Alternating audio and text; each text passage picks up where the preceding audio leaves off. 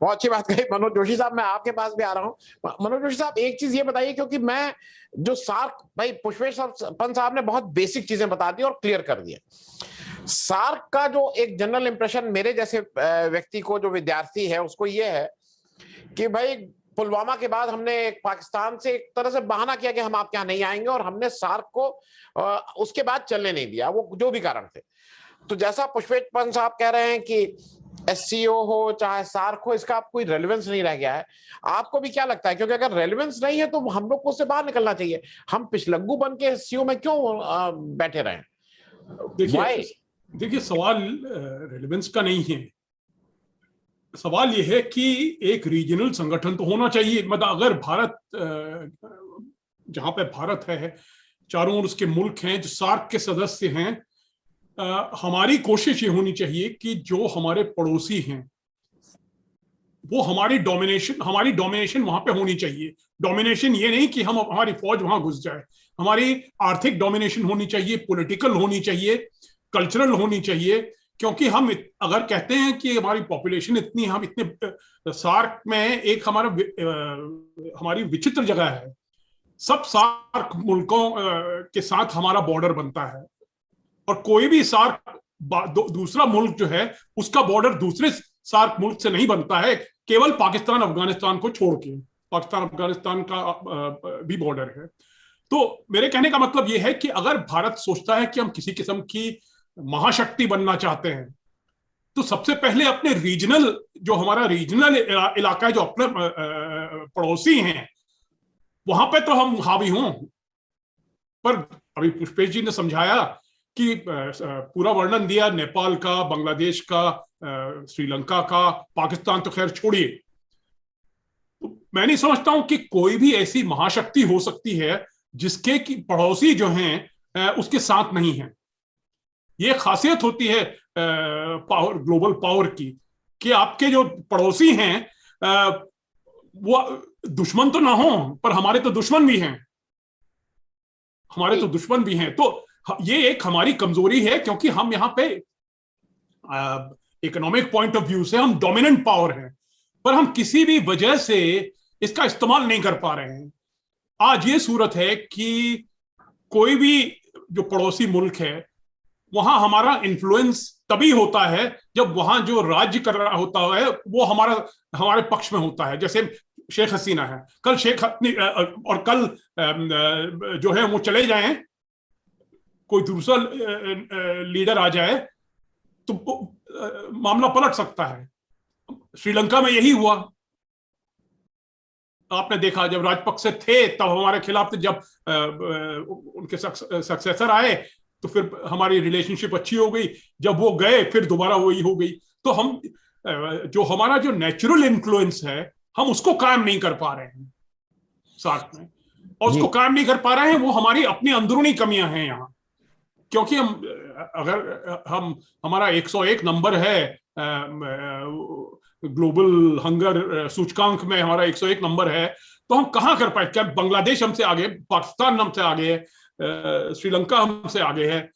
तो ऐसी सूरत में, जैसे मैंने आपसे कहा कि जब अगर आप किसी भी किस्म की महाशक्ति बनना चाहते हैं, और महाशक्ति की बात जो है ये हमारे नेता लोग जो है अक्सर किया करते हैं। कल ही प्रधानमंत्री जी ने कहा कि अब डिफेंस के एक्सपोर्ट्स हो रहे हैं, हम दुनिया के सबसे बड़े मिलिट्री पावर हो जाएंगे। अब ये भी कमाल की बात है। मतलब ये कहना भी जो है, मैं समझता हूं कि उनको थोड़ा सोच समझ के बात करनी चाहिए। तो मेरे कहने का मतलब यह है कि सार्क अगर नहीं तो कोई और संस्था की जरूरत तो जरूर है। भारत ने ये कोशिश की है कि क्योंकि हम पाकिस्तान से थोड़ा परेशान थे तो हमने बिम्स्टेक शुरू किया। मतलब ये पूर्वी इलाके में जो है बे ऑफ बंगाल एरिया का वो शुरू किया, पर वो भी कुछ खास नहीं चला। क्योंकि जब तक हमारी अंदरूनी ताकत नहीं होगी, जब तक हमारी इकोनॉमी मजबूत नहीं होगी, जब तक हमारे यहाँ स्थिरता नहीं होगी, सोशल पीस नहीं होगा। मतलब आप देखिए हमारे यहाँ उथल पुथल कितनी है। अब आप बीएसएफ को स्पेशल पावर दे रहे हैं। कल एक प्रोग्राम में डिस्कशन हुआ, टेररिज्म की बात कही गई। अब दरअसल जो है ये सरकार जो है हर समय ये टेररिज्म का मामला उठा देती है, जबकि जो भारत ने जो टेररिज्म झेली है 1990s में, 1980s में, उसका मुकाबला तो हो ही नहीं सकता है। फिर भी जो है ये सरकार चारों ओर जाके कहेगी कि आतंकवाद से बचो, भारत को खतरा है, ये सब लोगों को डराने की बात है। ऐसी स्थिति में आप कैसे कंट्रोल करेंगे? आपके दोनों इधर पड़ोसी उधर पड़ोसी, आप उनके ऊपर इल्जाम लगा रहे हैं कि टेररिज्म में आप जो है उनको सहायता दे रहे हैं, ये कर रहे हैं, वो कर रहे हैं। तो मैं समझता हूं जब तक भारत जो है अपने को नहीं सुधारेगा, तब तक रीजनल इन्फ्लुएंस जो है भारत का वो कायम नहीं हो पाएगा। और अगर हमने किसी किस्म का की शक्ति बनना है, किसी किस्म, मैं ये नहीं कह रहा हूं महाशक्ति है, किसी किस्म की शक्ति बनना है, तो हमको रीजनल इन्फ्लुएंस तो अपना होना चाहिए। जो हमारा साइज है, जो हमारी कैपेबिलिटी है, उसका तो हमको असर देखना चाहिए, पर वो भी हम नहीं देख पा रहे हैं। मैं मनोज जी, एक आपकी बात को मैं जरा समझ लूं, क्योंकि आपने 80 और 90 के टेररिज्म और एक्सट्रीमिज्म की बात की थी। मुझे 60s का एक नक्सलवाद आंदोलन भी याद है, जो पूरी तरह से कानू सान्याल हो वो चाइना पोषित था, और वो लोग जाके चाइना में ट्रेनिंग लेते थे। लेकिन देश का डेमोक्रेसी थी, हमारा एक लोकतंत्र था, हमारी एक जीवंत लोकतंत्र था। हमने उन लोगों को अपने साथ रखा, इंक्लूसिव किया, और आज वो देशद्रोही या राष्ट्रद्रोही, अगर आप बंगाल चले जाइए तो उनसे जो निकला हुआ जो भी कम्युनिस्ट विचारधारा या जो भी राजनेता, उसको कहीं पे भी राष्ट्रद्रोही देशद्रोही नहीं कहा जा रहा है। तो वो हमारे पास एक स्ट्रेंथ थी, रेजिलियंस थी कि हम एक इस तरह के लोगों को भी एब्जॉर्ब कर सकते थे। आज अफगानिस्तान को लेकर मैं इसलिए कह रहा हूं कि अफगानिस्तान के कितने विद्यार्थी आज से नहीं कितने दिनों से हमारे यहाँ पढ़ाई करने आते हैं। अफगानिस्तान का मैं स्टील अथॉरिटी में मैंने काम किया है। किसी भी बड़ी इंडस्ट्री के बाहर कम से कम 10-20 साल पहले तक वो काबली वाले जो थे, पहली जब जिस दिन तनख्वाह बढ़ती थी उस दिन वो घूमते रहते थे वहां। One of the main money lenders वे दोस्त काबली वाला बोलते थे उनको, अफगानिस्तान के लोग थे। मेरा मानना पूछना यह है आपसे कि आज चाइना अफगानिस्तान के में पूरी तरह से उनके साथ खड़ा हो गया है। इंडिया अफगानिस्तान का क्या होगा, कि कैसे हम अपने रिश्ते को ठीक कर पाएंगे? कुछ उसमें से हम लोग निकाल पाएंगे कि नहीं, कि it is a gone case? देखिए, अभी आपने डोकलम की बात करी। डोकलम में तो इतनी शर्मनाक, डोकलम में समझौता जब हुआ तो हम लोग 100 मीटर गए पीछे, वो लोग 100 मीटर गए पीछे, और हमने यहाँ पे झंडा चढ़ा दिया कि बहुत बड़ी विक्ट्री हो गई हमारी। इस समय ये हालत है कि डोकलम तो गया, पूरा डोकलम जो है वहां पे पिछले 3 सालों से चाइना ने उस पर नियंत्रण कर लिया है। तो भूटान के सामने और कोई रास्ता नहीं था। और साथ साथ उत्तर भूटान में कई गांव हैं, उन इलाकों में चाइना मॉडल विलेज बना रहा है। पूरे लाइन ऑफ एक्चुअल कंट्रोल में चाइना ने मॉडल विलेज बनाने का काम किया है। पुष्पेश जी अच्छी तरह से जानते हैं, हमारे जो पर्वतीय इलाके हैं वहां पे जिंदगी बड़ी कठोर होती है, तो वहां पे काफी डिपॉपुलेशन हो गया है। हमारे यहां भी डिपॉपुलेशन हो गया है, चीन की तरफ भी हो रहा था, पर उन्होंने कदम उठाए हैं कि 600-700 मॉडल विलेज बनाए हैं, जहां की मतलब पूरी सुविधाएं होंगी, सब कुछ होगा। और उसके हम लोग सैटेलाइट इमेजरी जो है वो हमको हमारे पास है। तो डोकलम में पिछले 3 सालों से उन्होंने एक तो मॉडल विलेज बना दिया और रोड कंस्ट्रक्शन कर दिया है कि जहां पे हम रोकने की कोशिश कर रहे थे उसको जो है पार कर लिया है, साइड से निकल आए हैं। तो भूटान ने अब मैंने भूटान के एम्बेसडर से पूछा, उन्होंने जवाब देने से बिल्कुल इनकार कर दिया, क्योंकि भूटान ने ये पॉलिसी अपना ली कि इस मामले में बिल्कुल चुप रहना है, क्योंकि चीन से क्यों। और भूटान की आप हालत देखिए ना, भूटान की पूरी आबादी 8 लाख है, उनके पास तो बॉर्डर पेट्रोलिंग के लिए और बॉर्डर पुलिसिंग के लिए भी पॉपुलेशन नहीं है। तो आपने ये नक्सलबाड़ी की बात करी। देखिए, कोई भी सेपरेटिस्ट आंदोलन होता है और इस टाइप के आंदोलन होते हैं, उनको नियंत्रण में लाने की 2 कदम होते हैं। एक तो आप पुलिस का इस्तेमाल करिए, पर दूसरी तरफ से आपको पॉलिटिकल निगोशिएशन भी करना पड़ता है। पंजाब में आप देखिए क्या हुआ। पंजाब में बीच में तो हमने ये देखा कि आतंकवादियों के समर्थक जो है पार्लियामेंट में भी आ गए। बीच में। तो पॉलिटिकल सेटलमेंट की भी जरूरत होती है, पॉलिटिकल आउटरीच की जरूरत होती है। साथ साथ आप पुलिस के जो कदम होते हैं वो आप उठाइए, जरूर उठाइए। पर आज हम देख रहे हैं जैसे कश्मीर में आपने जो कश्मीर में पूरा ही जो पॉलिटिकल ओपिनियन है उसको आपने विद्रोही बना दिया। अब जैसे फारूक अब्दुल्ला हैं, उमर अब्दुल्ला हैं, अब आपने कह दिया कि ये सब देशद्रोही हैं। तो क्या आप पॉलिटिकल आउटरीच करेंगे वहां? तो आप खैर उनको डंडे से कब तक पीटेंगे, कूटेंगे? तो ये एक स्ट्रेटेजी जो है, मतलब जो बिल्कुल ही उल्टी स्ट्रेटेजी है। जबकि 2011 तक जो है अगर आंकड़े आप देखेंगे तो दिख रहा था कि जो वहां पे जो हिंसा थी वो घटती चली आ रही थी, और वो मौका था कि उस समय जो है आप पॉलिटिकल आउटरीच करिए। पर उल्टी यहां पे सरकार आई, ये सरकार, क्योंकि ये सरकार सोचती है कि हम बिल्कुल आतंकवाद को खत्म कर देंगे। आतंकवाद ऐसे कभी खत्म नहीं हो सकता है। आतंकवाद को धीरे धीरे धीरे धीरे धीरे जो है दबाना होता है और साफ कर। पंजाब जो है बहुत ही एक साफ उदाहरण है इस बात का।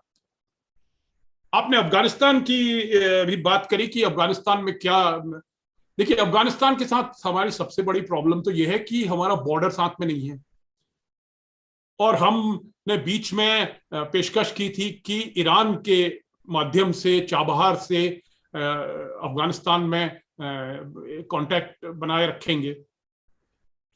पर उसके बाद जो है अमेरिका की वजह से आपने ईरान को भी जो है थोड़ा सा धकेल दिया अपनी ओर से।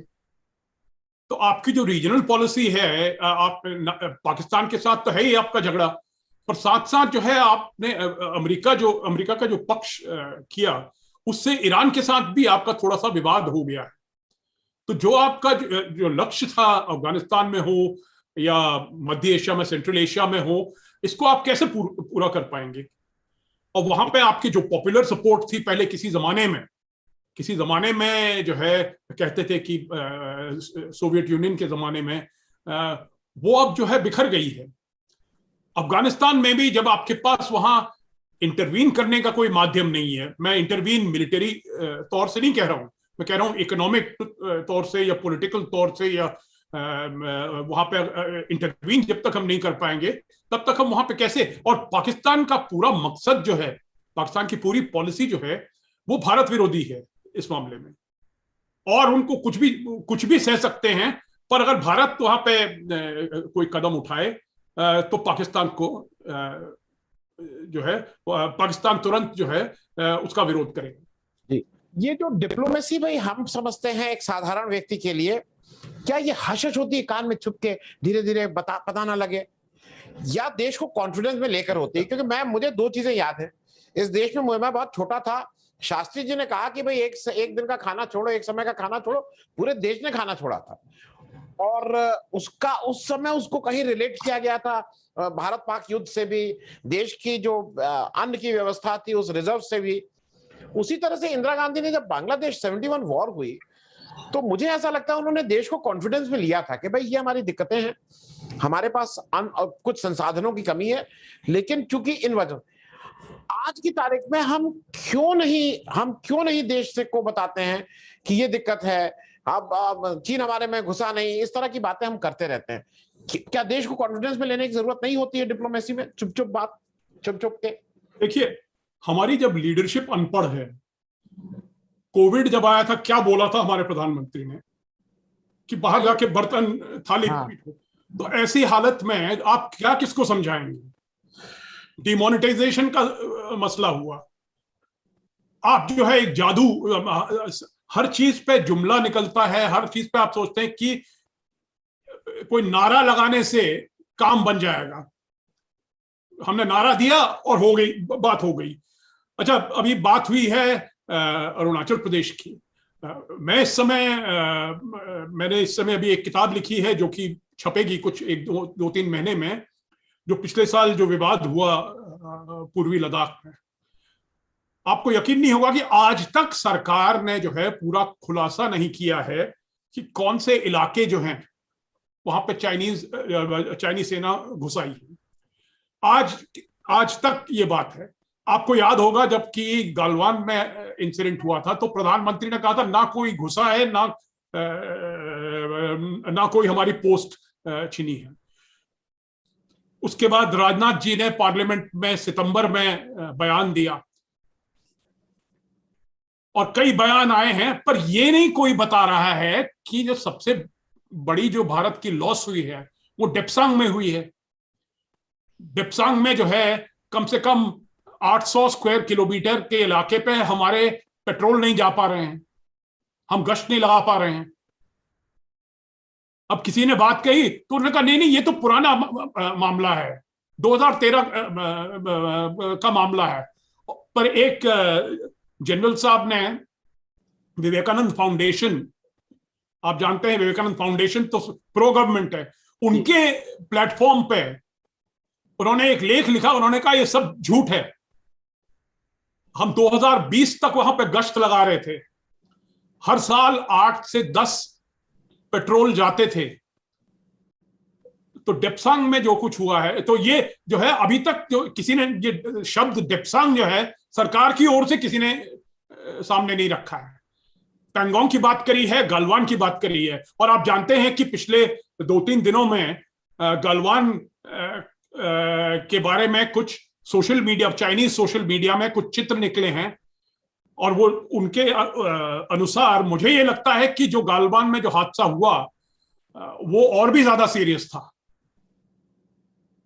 वहां पे जो भारतीय सेना थी उनके वो काफी तादाद में उनको जो है बंदी बनाया गया, उनसे हथियार छीने गए। ये सब कुछ जो है आज तक भारत में किसी को नहीं बताया है।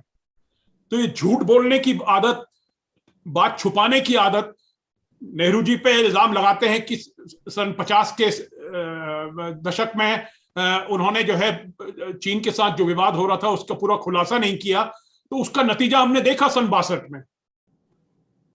पर आज जो कुछ हो रहा है, जो कि जो सरकार जो है जो ये इतनी बात गुप्त रख रही है, और आज चीन और ये 13वें राउंड पे चीन ने तो साफ कह दिया है, चीन ने साफ कह दिया है कि अनरीजनेबल एंड अनरियलिस्टिक डिमांड। तो मुझे नहीं लगता है कि वहां पे कोई समझौता होगा। तो इस, और वहां पे आप जानते हैं पूर्वी लद्दाख में चाइनीज साइड में काफी बिल्डअप भी हो गया है। तो इस तरह से अगर ये सरकार करेगी तो वही मैं कह रहा हूं आपसे कि एक अनपढ़ लीडरशिप है, एक डिसऑनेस्ट लीडरशिप है जी, हाँ, एक डिसऑनेस्ट लीडरशिप है जो कि साथ, तो जब वो हमको जब अपने ही लोगों को कॉन्फिडेंस में नहीं ले रही है, जब अब आर्मी के जनरल भी झूठ बोलने लगे हैं इस मामले में, तो मैं समझता हूं कि देश के लिए एक बहुत बड़ा खतरा है और हम एक बहुत बहुत बहुत कठिन मोड़ से गुजर रहे हैं। मैं क्लोजिंग स्टेटमेंट मनोज जी आपसे, लेकिन एक प्रश्न के साथ, कहीं कभी कभी मुझे लगता है कल या परसों, कल का स्टेटमेंट हमारे राजनाथ सिंह साहब का डिफेंस कि पाकिस्तान की सीमा पे खड़े होकर उनका जवाब देंगे, फिर अमित शाह साहब 2 दिन पहले बोल रहे हैं कि पाकिस्तान को के छक्के छुड़ा देंगे। ये हम लोग को ज्यादा पाकिस्तान ऑब्सेस्ड विदेश नीति नहीं हो गई है, और वो केवल चुनाव को ध्यान में रखते हुए? इसमें कोई शक नहीं है। देखिए, पाकिस्तान के ऊपर हावी होना, क्योंकि पाकिस्तान जुड़ा हुआ है उनकी जो मोबिलाइजेशन स्ट्रेटजी है, पाकिस्तान और मुसलमान जो है वो इंटरचेंजेबल है भारतीय जनता पार्टी के लिए। जब पाकिस्तान पे अटैक करते हैं इसका मतलब मुसलमान पे अटैक कर रहे हैं, कभी मुसलमान पे अटैक करते हैं तो पाकिस्तान पे अटैक होता है। तो पाकिस्तान से दुश्मनी जो है वो उनकी इलेक्टरल स्ट्रेटजी है। पर उनको इसी एक ही बात पे उनको चेताना चाहिए कि पाकिस्तान जो है इतना कमजोर नहीं है। अगर आप पिछले सन 47, सन 65, सन 71 की जो वॉर हुई थी उनका वर्णन देखेंगे, वहां आपको पता लगेगा कि भारत 71 की आप बात कहिए तो 71 में इसमें कोई शक नहीं है कि जहां तक कि बांग्लादेश है तुरंत हमने जो है बांग्लादेश को रिहा कर दिया। पर आप जो है पश्चिम की बात करिए तब आपको पता लगेगा। अभी मैंने ट्रिब्यून अखबार में एक लंबा लेख लिखा था इसके बारे में, और मैंने ऑफिशियल हिस्ट्री से सब कुछ निकाला। मेरा अपना कुछ नहीं था उसमें। तो उसमें कई जो है रिटायर्ड जर्नल जो है बड़े नाराज हो गए तो मैंने कहा साहब असलियत यही थी कि आप कुछ नहीं कर पाए पश्चिम में। हाँ जरूर बांग्लादेश को आपने रिहा कर दिया। तो मेरा कहने का मतलब यह है कि पाकिस्तान जो है इतनी क्षमता रखता है, इतनी क्षमता रखता है, उसका मतलब एक मकसद है उसकी, अगर हमारी आर्मी जो है 10 लाख की है तो पाकिस्तान जो है 4.5 लाख फौज है। तो जो रेशियो होता है पाकिस्तान के पास काफी इतनी क्षमता है कि भारत अगर ज्यादा कुछ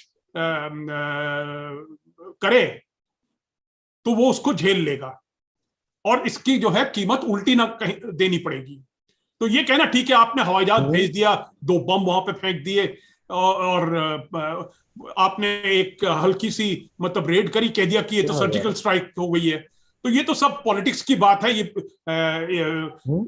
कई जो है कई एरियाज में मैंने देखा है कि जब उस तरफ से इधर हमला होता है तो कई बार तो सरकार चुप बैठी रहती है, पर अगर इलेक्शन सामने आता है, जैसे सर्जिकल स्ट्राइक का रिश्ता जो है वो यूपी के इलेक्शन से था, बालाकोट में जो हमला हुआ था उसका रिश्ता नेशनल इलेक्शन से था। तो ये पॉलिसी जो है अगर आप पूरा पाकिस्तान को केवल एक इलेक्शन मोबिलाइजेशन स्ट्रेटेजी की तौर से देखेंगे तो मैं समझता हूं कि कहीं आगे जो है रास्ता उतना साफ नहीं है और इसकी कीमत आपको उल्टी देनी पड़ेगी।